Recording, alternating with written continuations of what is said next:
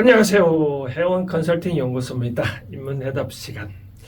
사람들이 무련히 인문학적으로 지혜의 말씀 쪽으로 방송을 해드리고 있는 시간.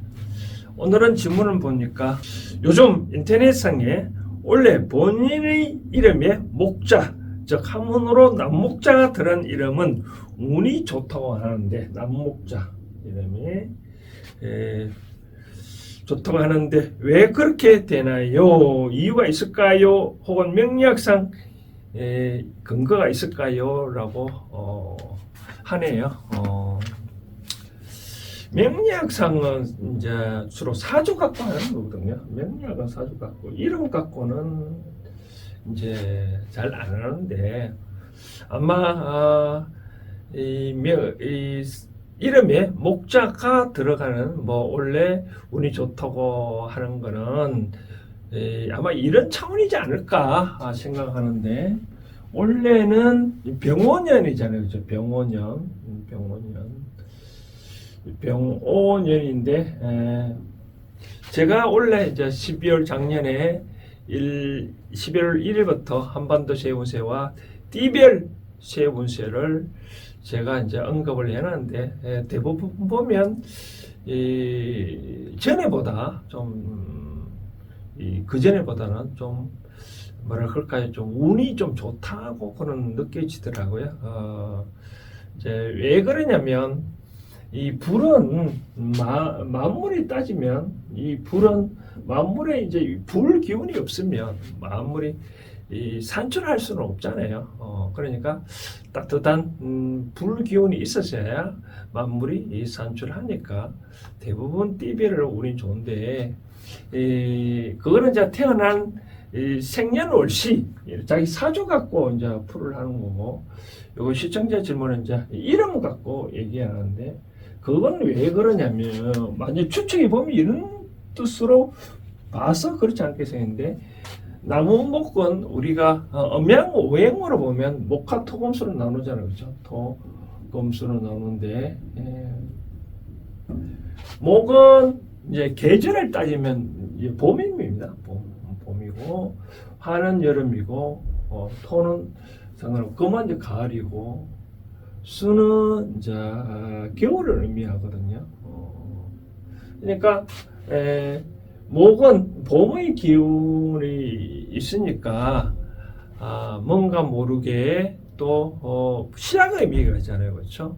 재탄생의 의미가 있고, 또 하필 원래 병원이니까, 병자도 두 불이고 우도 다 불이잖아요.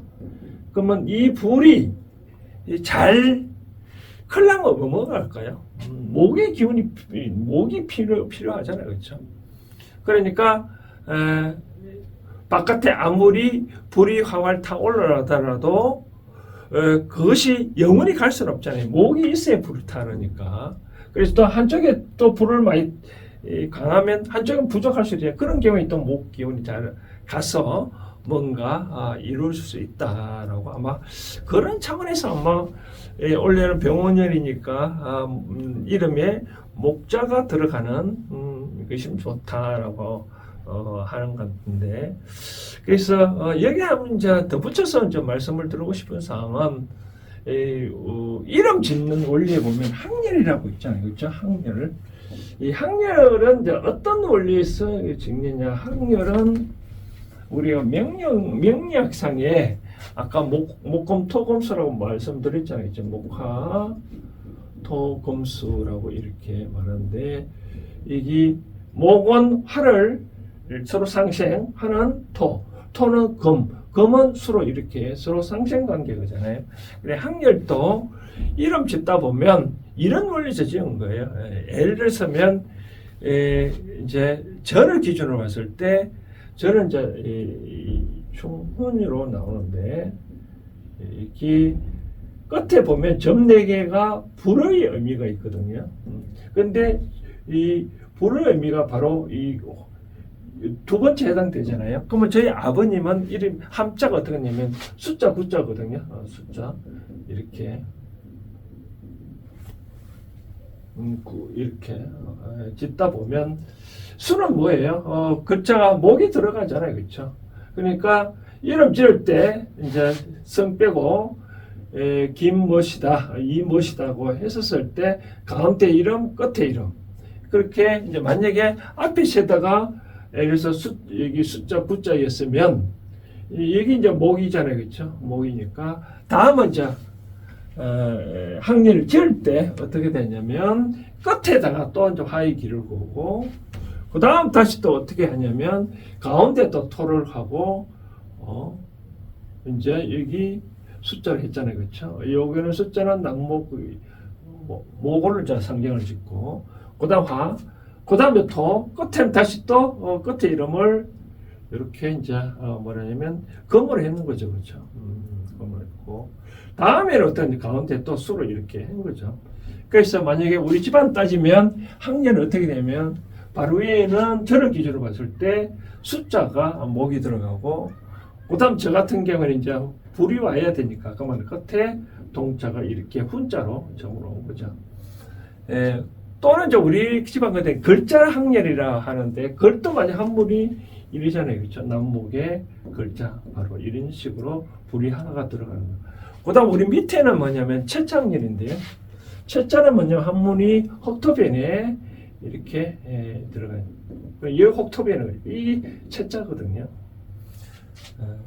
그 다음 자 뭐냐면 우리는 다음 학년에 뭐냐면 이제 이채린 뭐 이채김 뭐 그런 식으로 짓고 다음에 이제 그 검자가 들어가거든요. 그러면 이제 우리가 호자라 이렇게 쓰는데 이 바로 끝에 뭐에서 이민호라고 이런 식으로 그러니까 이름도 우리 조상들은 서로 조상과 나와 밑에 간에 서로 상생 서로 상생의 원리에서 학렬을 이제 그렇게 지은 거죠. 그렇죠? 그걸 봐서 이제 뭐 인터넷상에는 이와 같이 원래 보리 기운이 있으니까 나무목이 들어가면 좋지 않겠냐라고 생각하는데요. 저는 이제 해원 컨설팅 입장에서는 뭐 인문학적으로 말씀드린다면 그러면 이름에 뭐 나무목이 들어가는 기 뭐 하나 둘일까요? 그럼 그 사람들만 잘 사고 남은 사람은 못 살까요? 그렇지는 않죠. 기본적으로 명리학상 자기 사주에 따라 뭐가 되고 그리고 또 운은 내 사주 팔자에 따라 이런 거지. 이름은 하나의 따지면 옵션 역할밖에 안 해요. 같은 값이면 좋다고 옵션을 하는 역할 뿐이지 이름 갖고 뭐 다 좋다 그러면 안 좋겠죠. 그렇죠? 그렇기 때문에 저는 이제 이런 것에 너무 현혹하지 말고 저는 만약에 이 세상에 신이 있고 대자연의 원리를 저는 항상 진리를 말씀을 드린 자오니까 저는 이렇게 말씀드리고 싶네요. 예를 들어서 그렇게 이름이 아무리 그렇게 좋다고 한들 내가 거기에 처신을 똑바로 안 하면 과연 그렇게 이름대로 될까요? 예를 들어서 공자는 그런 말을 했잖아요. 아버지는 아버지다워야 되고 자식은 자식다워야 되고 스승은 스승다워야 된다라고 했는데 대통령 옛날에 왕이고 요즘 대통령이라면 대통령다워야 되잖아요. 국회의원 국회의원다워야 장관은 장관다워야 우리가 그 사람을 대통령이 국회의원이 장관이 하는데 만약에 그런 행동을 못하면 어떻게 될까요? 욕하지 육두 문제가 나오지 않을까요? 우리나라도 작년에 그런 사태가 일어났잖아요. 계엄을 일으켰는데 과연 계엄의 발동권은 대통령이 있지만 과연 그런 시기에 쉽게 말해서 상권 분립하고 있는지 상권 분립창에서 의회가 아무리 행정부를 압박을 한다 하더라도 현재 우리 법의 테두리는 없잖아요. 그렇죠? 이런 차원에서 행정부 수반인 대통령이 화딱지에 뻗쳐서 군대를 동원해서 뭔가 모르게 국회를 이렇게 한다는 것은 민주주의 사회에서는 안 맞죠. 그렇죠? 그래서 이제 아마 데모가 일어나고 그래서 아마 헌법재판소에서 이 대통령의 일을 잘못 처리했다라고 해서 탄핵을 선고를 하고 통과를 하고 그런 상황을 보면 이름다워야 그에 맞는 행동을 해야지. 내가 목 기운이 만약에 정말 좋다고 해서 가만히 있으면 누가 갖다 준다 그렇게 하는 기는 아니겠죠, 그렇죠? 굳이 따지면 그렇게 같은 값이면 하루도 그렇잖아요. 기분 좋게 출발하면 하루가 즐겁잖아요. 예를 들어서 이 서양에는 이제 이런 게 있대요. 우리가 부처님 보면 아름다운 미소를 짓잖아요. 저도 가끔 서산에 가보면 마예 삼존불이란 그런 또 경주 석굴암에 부처님 상을 보면 항상 밝은 미소를 짓잖아요, 그렇죠? 그런데 외국의 사학가는 출입구에 자이지만 출입구에 부처님을 모시고 있대요. 왜냐?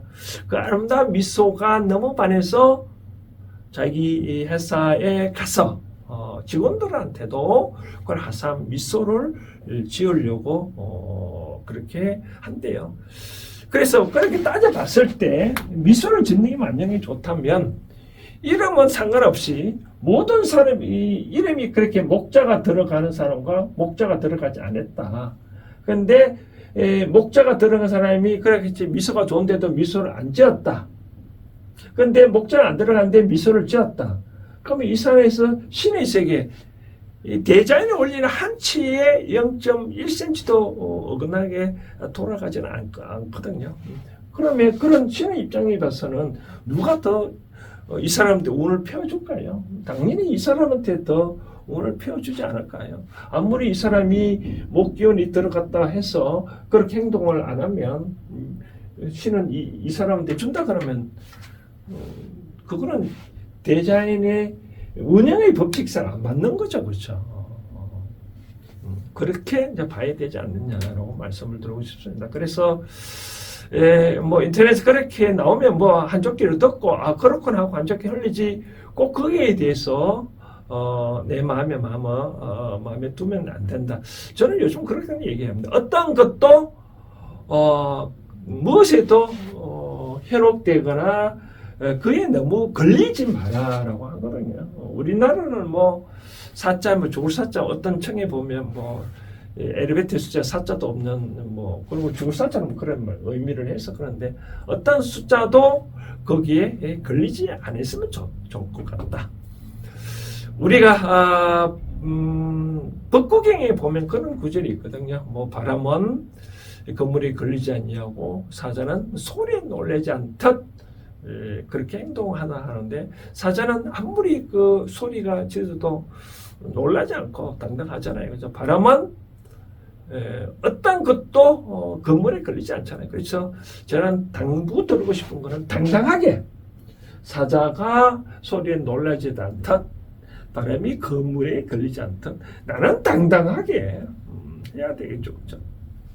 그런 차원에서 저는 회원 컨설팅 연구소 회원 생각 입장에서는 그렇게 말씀을 드리고 싶습니다. 감사합니다.